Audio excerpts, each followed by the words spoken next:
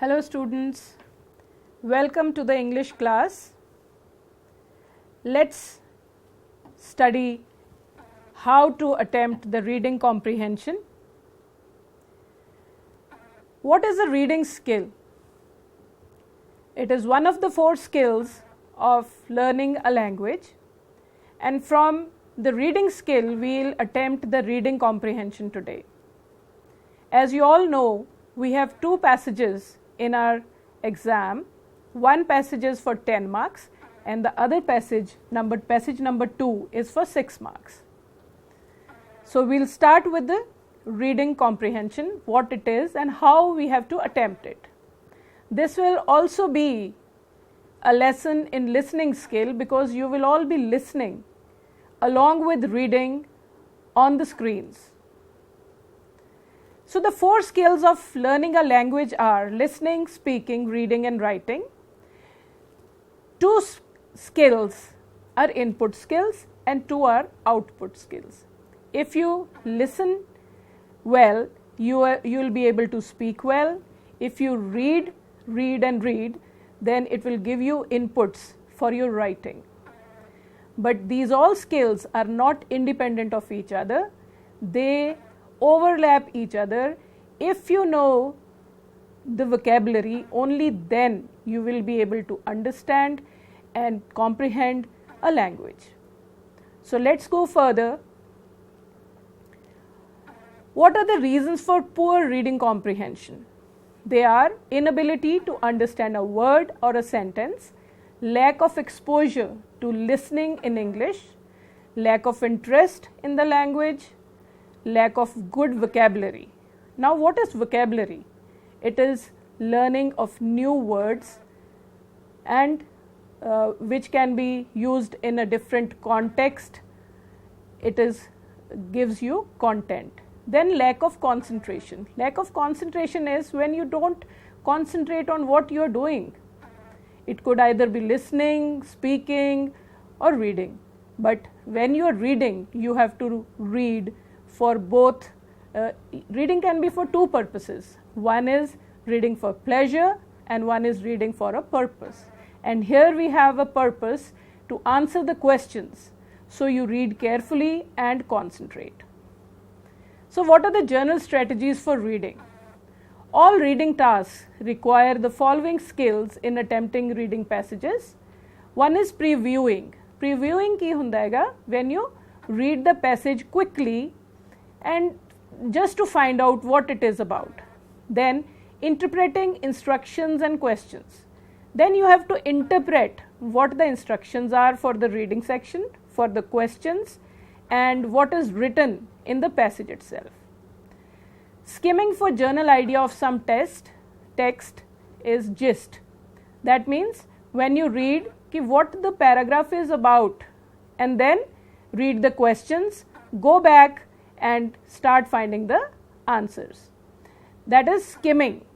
So what is scanning? Scanning is when you look for the specific answers, like you can scan for the names, dates, numbers and places. So that will be scanning for a specific answer. Then you close read. Another one is close read. Then you read a little to the left and little to the right of that specific answer, then you find the answer.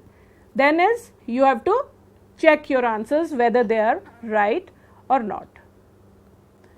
Let's start with the reading passage 1. We'll quickly read it and then find out what it is all about. We'll be previewing it. Life is very simple but we make it complicated. The things which are basic for human survival like food, clothes, shelter are the needs. Sufficient money, electricity, education and transport can also be counted as needs. Basically, wants are never ending. It is good to be ambitious and money can be good driving force to lead a comfortable life. But when one becomes greedy and selfish, then the ultimate goals of life are replaced with materialistic things. It will be wrong to say that money is not important. So let's say this thing is about, the paragraph is about life and the human needs. What the needs are, is money important to lead a comfortable life? So we'll go further for the questions and we'll come back for the answers. This is the reading passage 1. So the first question and the second question, we'll just look at these two questions and then we'll go back to the passage and find the answers. The things which are basic for human survival are. Now we have to look for the word basic and human survival. So we have to find whether it is food, clothes, shelter, or is it all the above.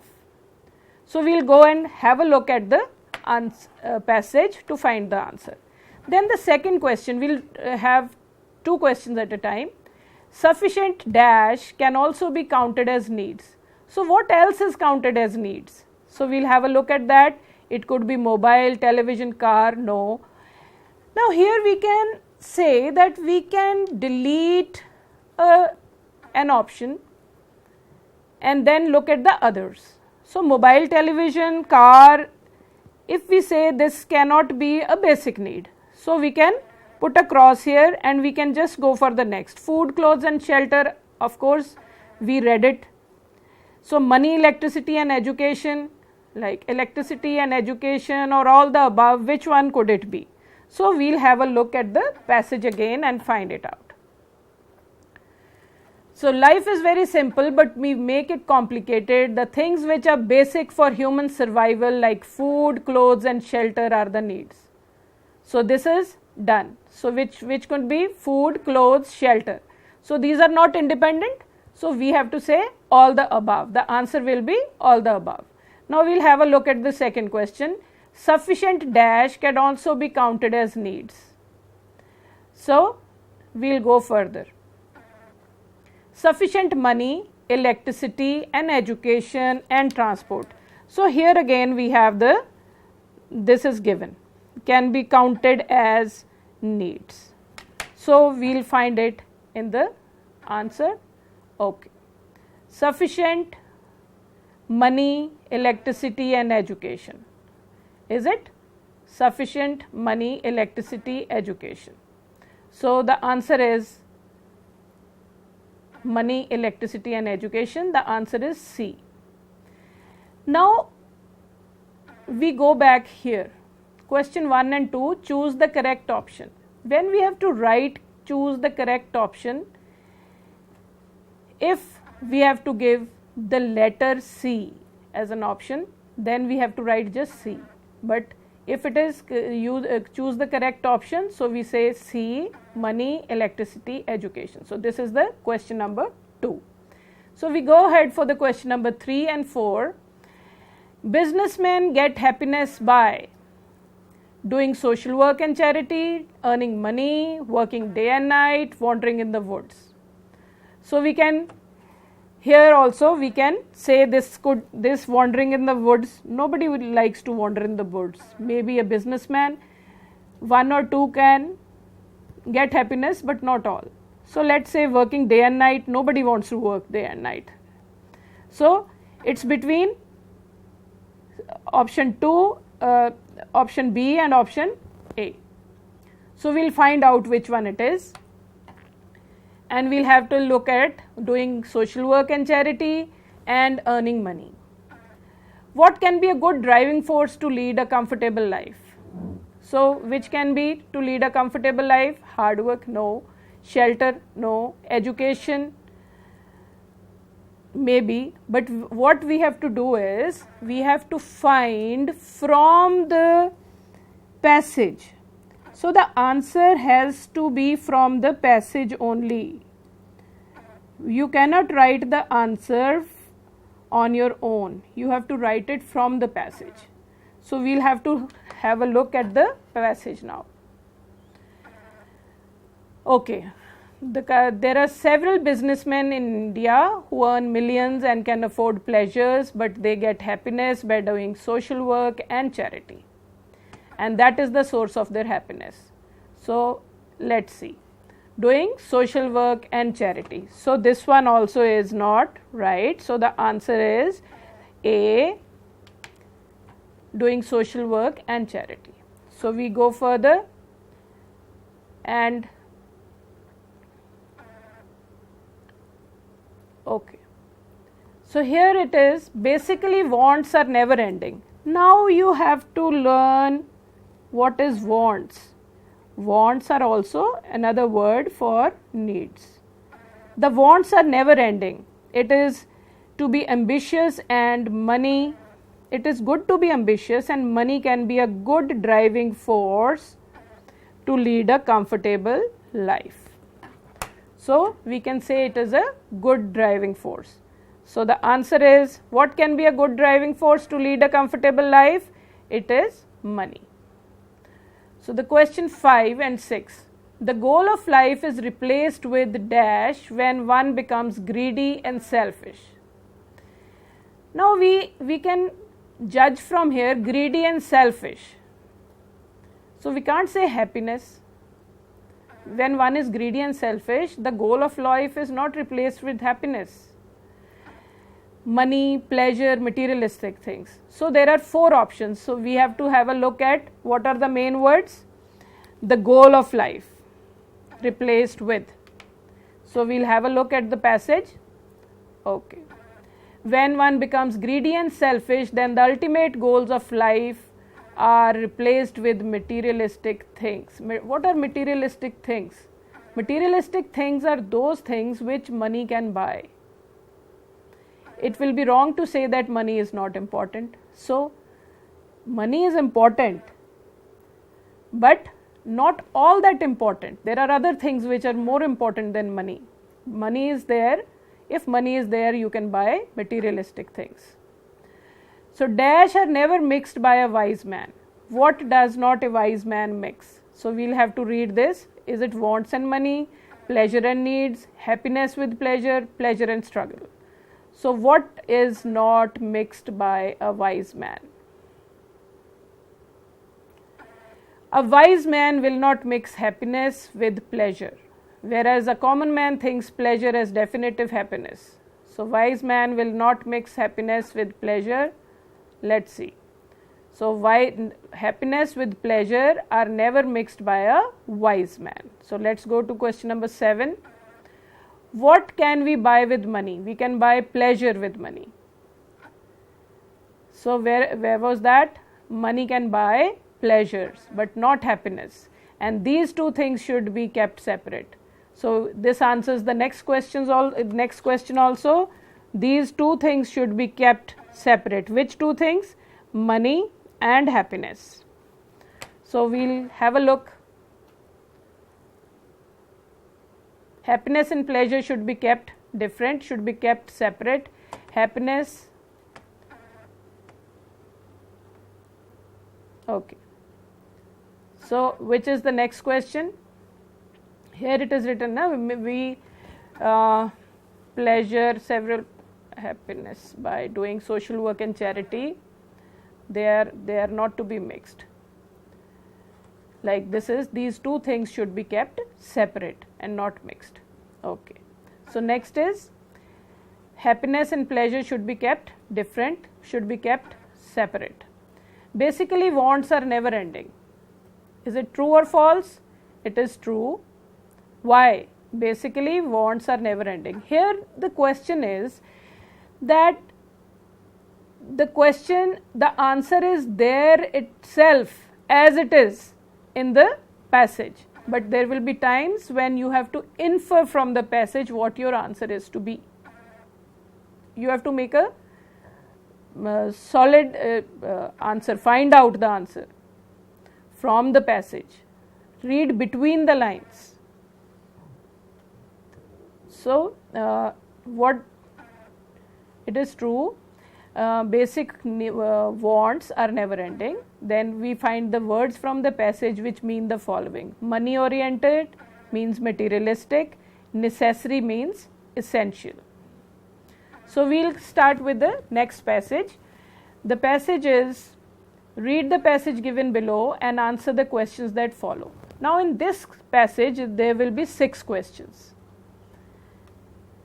And we'll read quickly. Deriving its name from 5 full-bodied rivers, Satluj, Beas, Ravi, Jhelum and Chenab, which flow through its vast plains, Punjab is representative of abundant things. Located on the northern west eastern edge of India. It is one of the smaller, albeit prosperous states of the nation and home to a lively, hospitable and dynamic people. Widely acknowledged as the cradle of civilization, it is a land of ethnic and religious diversity, having borne and shaped a number of religious movements that include Sikhism, Buddhism and Sufism. So if we read it quickly, the passage is about Punjab, its language, and about the cultural heritage of Punjab. So if we look at the questions, so we'll look at the first question. The Punjab is a land of ethnic and religious diversity.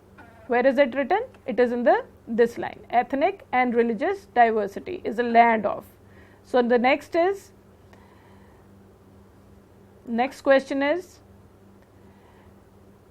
this is one. So religious movements. Are there religious movements? Okay. One is ethnic and religious diversity. The second is there are religious movements. They shaped a number of religious movements that include Sikhism, Buddhism and Sufism. So then this is also done. So these two are there. Then do we have a Punjab is a land of lively, hospitable and dynamic people? Yes, it is there. It is a land of lively. It is one of the smaller albeit prosperous states of the nation and home to a lively, hospitable and dynamic people. So this is also there. So the answer is, we have all these things. So the answer is D, all the above. So let's go further to the question number 2. Dash is not a reflection of Punjab's history. So we'll find out if these three are, and then we'll find which is not. So we have to see the word not, which is not a reflection of Punjab's history. So we'll go back to the passage and find out. Reflecting this history. So this is there, and the countless sites that dot the state. There are impressive forts and palaces, ancient monuments, architectural marvels and many a battlefield. So there is no talk about the restaurants. So there is no talk of the restaurants here. So we can find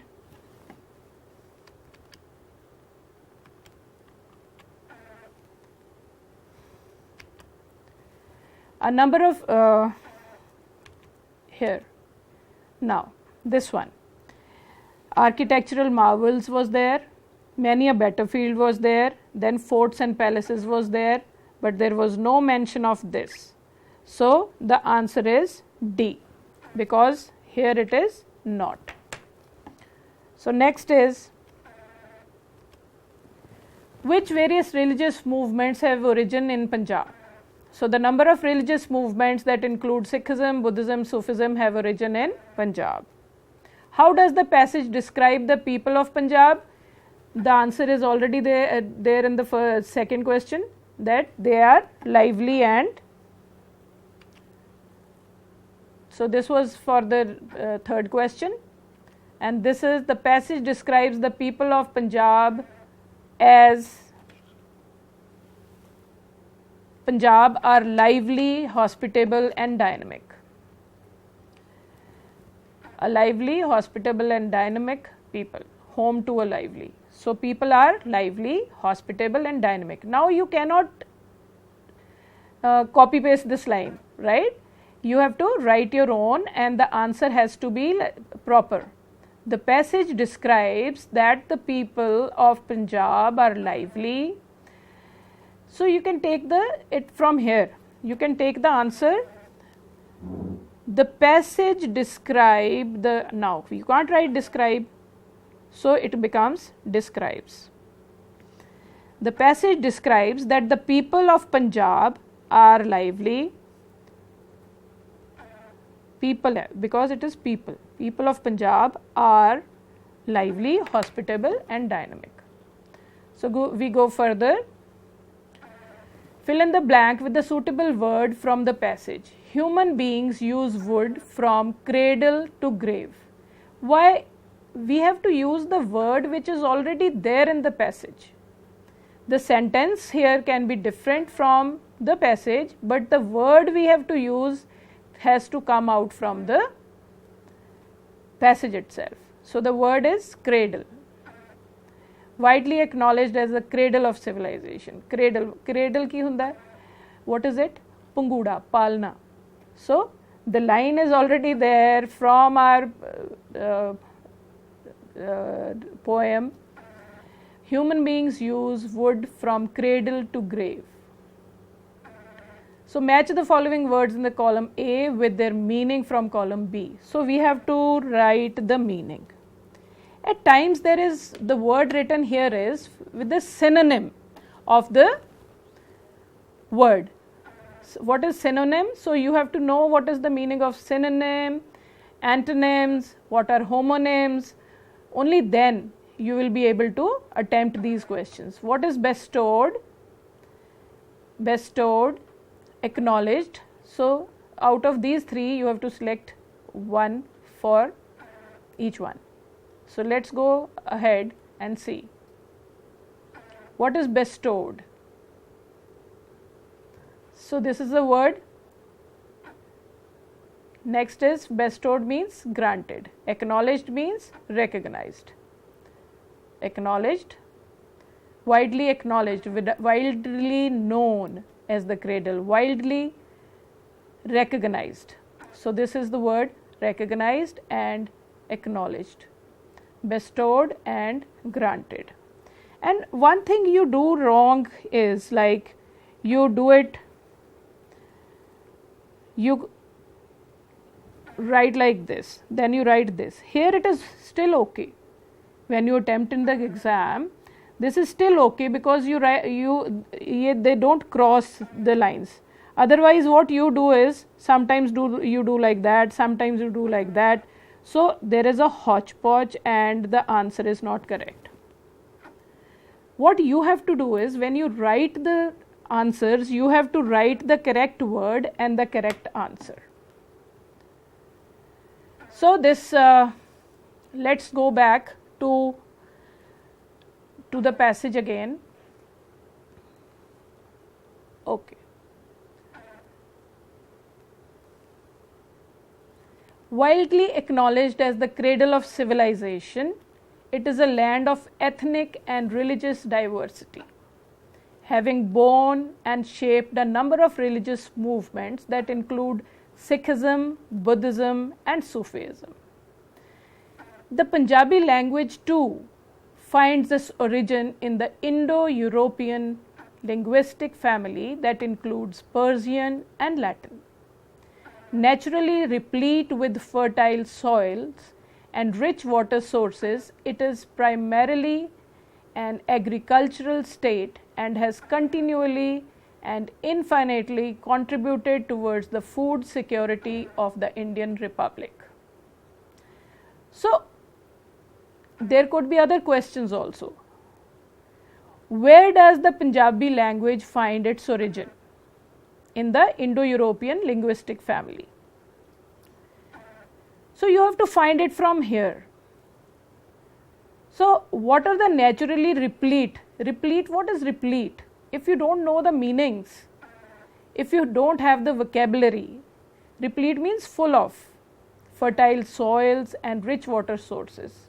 It is primarily, what is primarily? Mainly, in the beginning, not a secondary, but from the start. It is an agricultural state and has continually means lagatar and infinitely contributed towards the food security of the Indian Republic. Deriving its name from 5 full-bodied rivers. Now look at this word, full-bodied. What is it? If we see this word, what kind of rivers are he talking about? So what is this, if we come to know what part of speech is this word? Full-bodied. rivers. So what kind of, it is an adjective, that these rivers, which 5 rivers? 5 full bodied rivers. So again these are, you have to find from the passage what type of words these are. If you are reading for comprehension, or you are reading for a purpose, or when you read to get to know the answers, when you get to know the answers, only then you will be able to understand the passage fully. So what 5 rivers are there? Satluj, Beas, Ravi, Jhelum and Chenab, which flow through its vast plains. Punjab is representative of abundant things.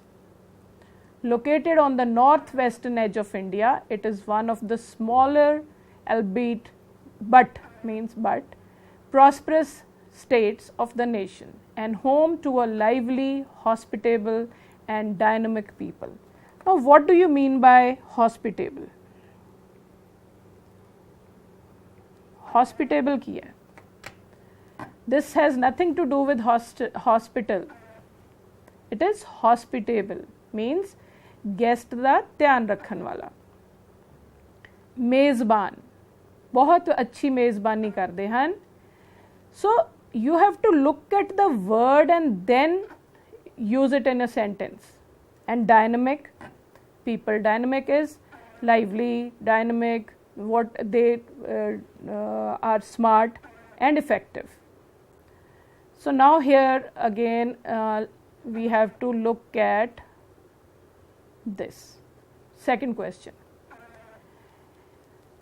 Dash is not a reflection of Punjab's history. So what you have to do is, if it is written reflecting this history, but the question has not reflecting, not a reflection, so you have to read both of these. So whenever you read a passage, you have to read for everything. You have to read for everything, like you have to preview कि passage है किस तरह दा, किस बारे लिखा गया है. Then you have to interpret instructions and questions. Questions ਦਾ ਇੱਥੇ ਜਿਹੜਾ ਹੁਣੇ ਅਸੀਂ ਗੱਲ ਕਰ ਰਹੀ ਸੀ, I was talking about, is that question ਨੂੰ ਸਮਝਣਾ ਜ਼ਰੂਰੀ ਹੈ. Question ਦੇ ਵਿੱਚ not ਆਇਆ ਸੀਗਾ, ਤਾਂ we have to answer, look at that and answer. Then skimming for general idea of some text. We can quickly know what the text is about, then go to the questions and come back and find the answers from the passage. Or we can read the passage itself first, then go to the questions, then find the answers again, but that will take time. So you quickly read the passage, then you can interpret instructions and the questions, what the question asks us, or what are the instructions given in the question paper to whether it is right option or right choose the correct option. Or there can be skimming for the general idea of some text and then scanning for specific answers. Like we found the keywords. What were the keywords? Like here the keyword is food, clothes, shelter, and we have to find the word human survival.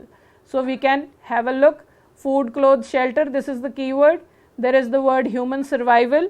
Then we can find what the needs are, and the answer, we can find the answer. Like these all three are important, so the answer was all the above. So the correct option is D, all the above. So when you are doing it, you have to look at all the things. Now then scanning for specific answers, we found the answers. Then you have to check your answers. You have to check your answers for grammar and check your answer for content and grammar, both. So not only the content, but the grammar has also to be correct. Only then your answer will be correct. So this was today's reading chapter, and you can have a look at the questions again and today it was a lecture by Anurag Sidhu and with a little technical support from Jagrati ma'am.